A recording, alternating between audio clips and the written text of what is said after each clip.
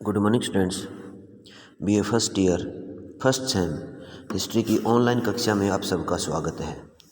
आज की वीडियो में हमारा चैप्टर वही रहेगा, चैप्टर 10 मौर्य साम्राज्य, मौर्य एम्पायर। और आज इसमें हमारा टॉपिक रहेगा मौर्यकालीन प्रशासनिक व्यवस्था और आर्थिक व्यवस्था। मौर्यकालीन प्रशासनिक व्यवस्था में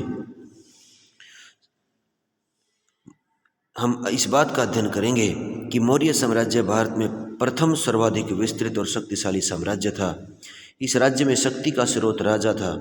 वास्तव में तो इसमें राजा और राज्य का भेद ही कम रह गया था।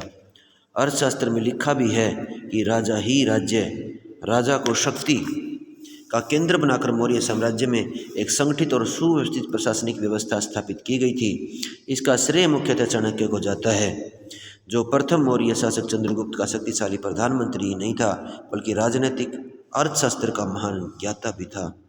इस प्रशासनिक प्रणाली की बुनियाद ही नौकरशाही थी। यह ऊपर केंद्र से लेकर के नीचे गांव तक एक श्रृंखलाबद्ध व्यवस्था थी। गुप्तचरों के माध्यम से इस पर नियंत्रण बनाया गया और जिसकी व्यवस्था राजा के द्वारा होती थी। तो सम्राट अशोक ने भी अपनी प्रजा को पिता के समान प्यार करने की बात कहकर सत्ता की धारणा में एक नया रूप दिया, जिसे विद्वानों ने पितृनिरंकुशतावाद का बताया गया। अशोक ने एक आदर्श प्रजा हितैषी शासक की तरह ही प्रजा की भलाई के लिए कार्य किए, साथ में धम्म की नीति के माध्यम से प्रजा के नैतिक उत्थान के लिए कार्य किए। साम्राज्य की सत्ता को सुदृढ़ बनाने के लिए भी धम्म की नीति उपयोगी रही। अशोक का धम्म के बारे में हम अगली वीडियो में अध्ययन करेंगे। यहाँ हम केवल उनके प्रशासन की बात करेंगे। तो मौर्य साम्राज्य की प्रशासनिक व्यवस्था की विशेषताओं में सबसे ऊपर केंद्रीय प्रशासन था। मौर्य शासन व्यवस्था में केंद्रीय नियंत्रण का अंश काफ़ी अधिक था। प्रशासन की प्रांतीय व स्थानीय इकाइयाँ स्वायत्त नहीं थी। केंद्र का उन पर व्यापक नियंत्रण था। यह नियंत्रण एक विस्तृत अधिकारी तंत्र के माध्यम से स्थापित किया गया था। केंद्रीय प्रशासन को अध्ययन के लिए निम्नलिखित भागों में बांटा जा सकता है।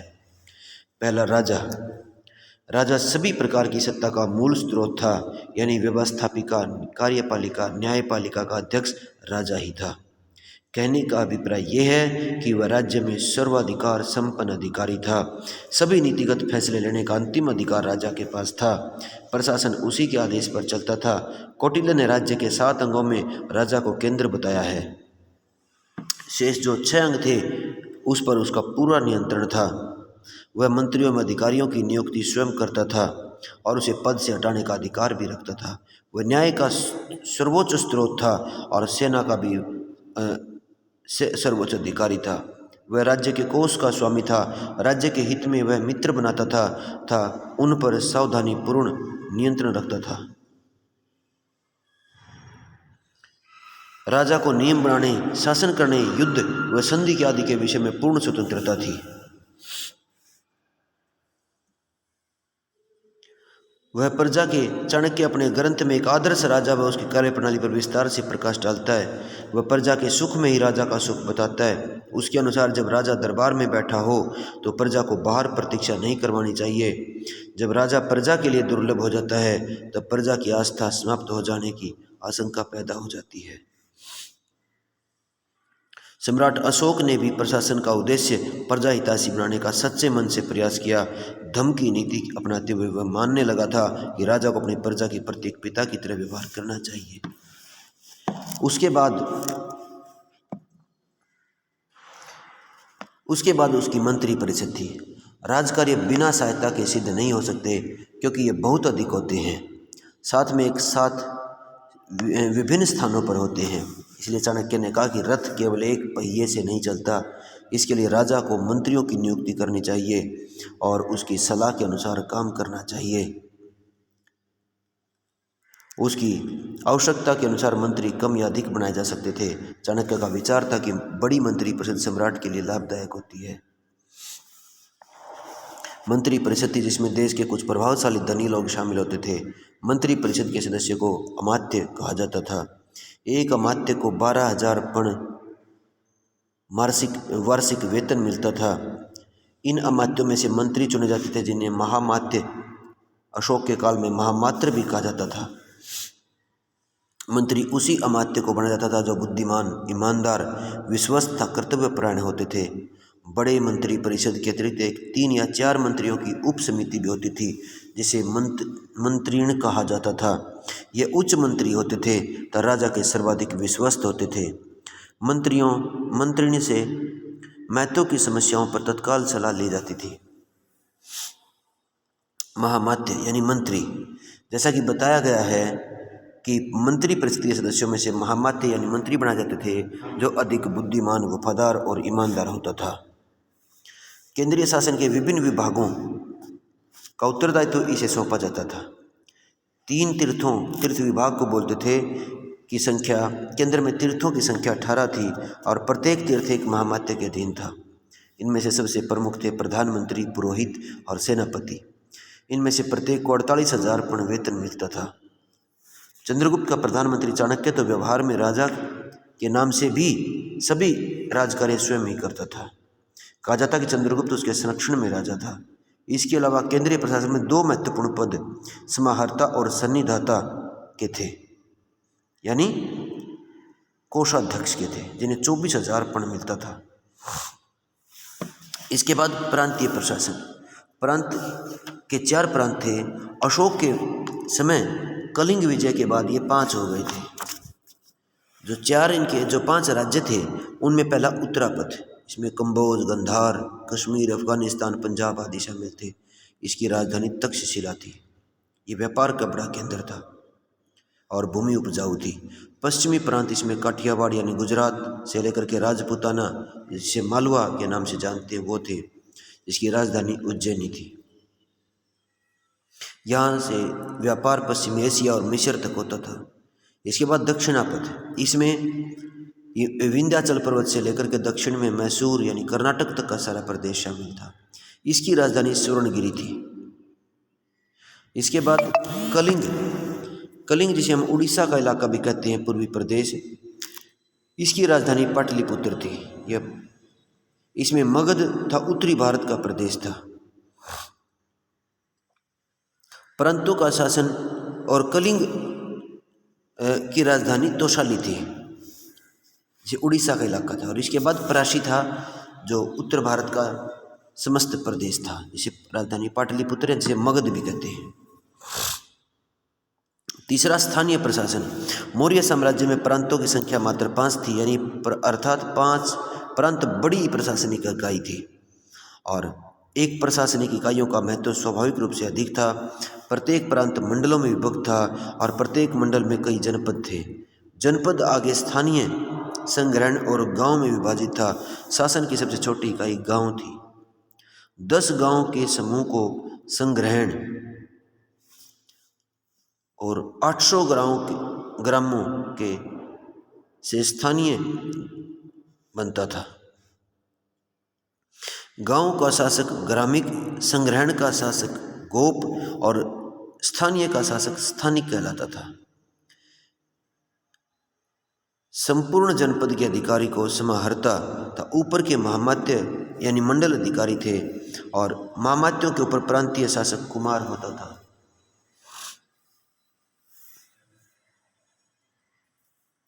इसके बाद नगर का प्रबंध। नगर प्रशासन चलाने के लिए अलग से अधिकारी वर्ग होता था।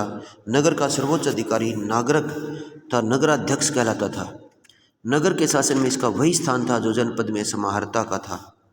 नागरक के अधीन नगरवासियों पर कर निर्धारण व वसूली के लिए कुछ प्रमुख अधिकारी होते थे, जिन्हें स्थानिक था गोप यानी लेखपाल थे।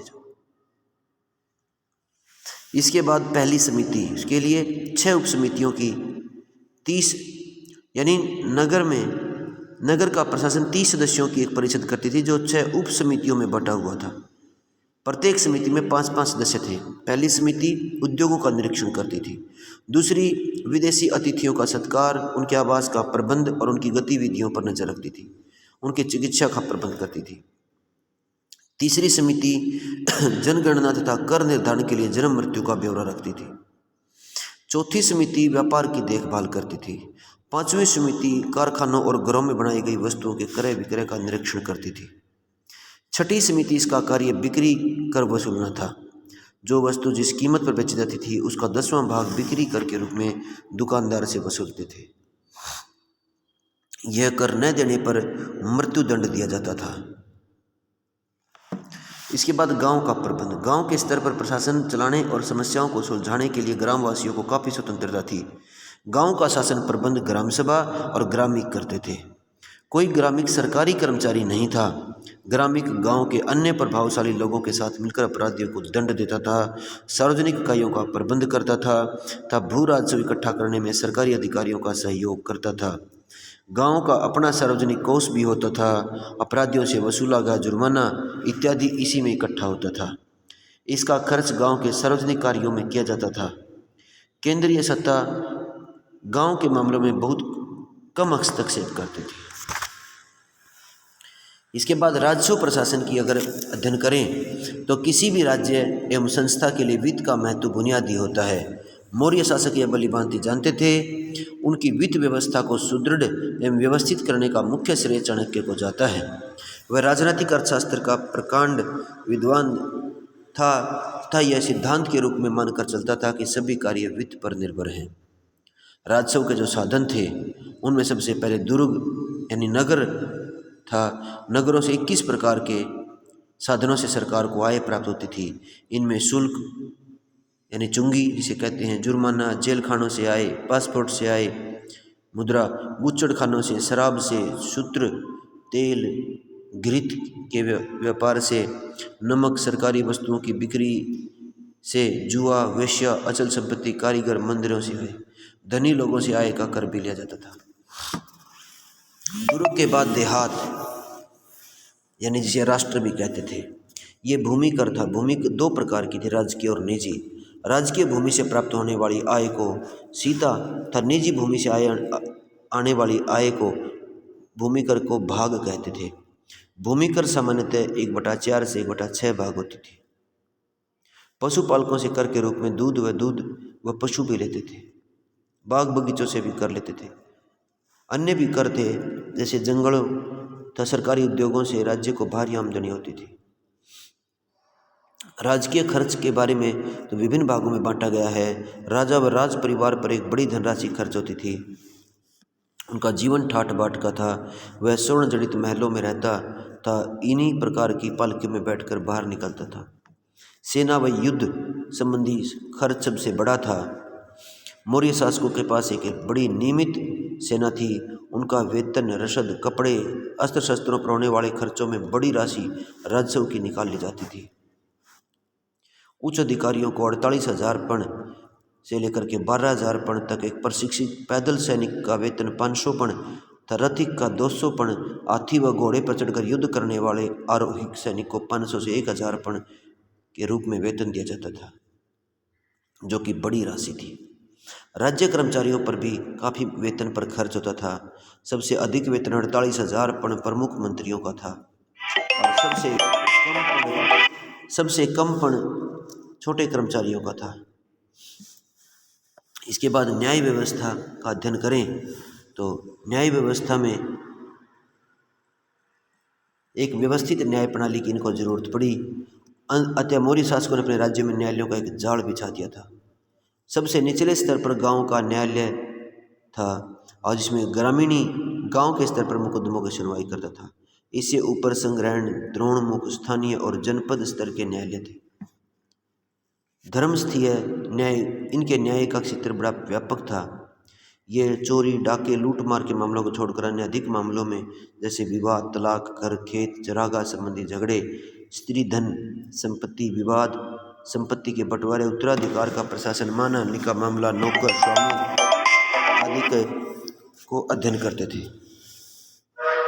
कंटक शोधन आदि था। न्याय के स्रोत थे। धर्म इसका आधार था, व्यवहार भी इसका आधार था, चरित्र भी इसका आधार था और राजशासन जो राजा ज्ञ थी वो भी न्याय का आधार था। दंड कठोर थे। गुप्तचर व्यवस्था का जाल फैला हुआ था। अनेक जनहित कार्य किए जाते थे। सैनिक संगठन इनका बड़ा मजबूत था और अंत में हम कह सकते हैं कि प्राचीन काल में मौर्य राज्य का प्रशासन सर्वाधिक सुव्यवस्थित था।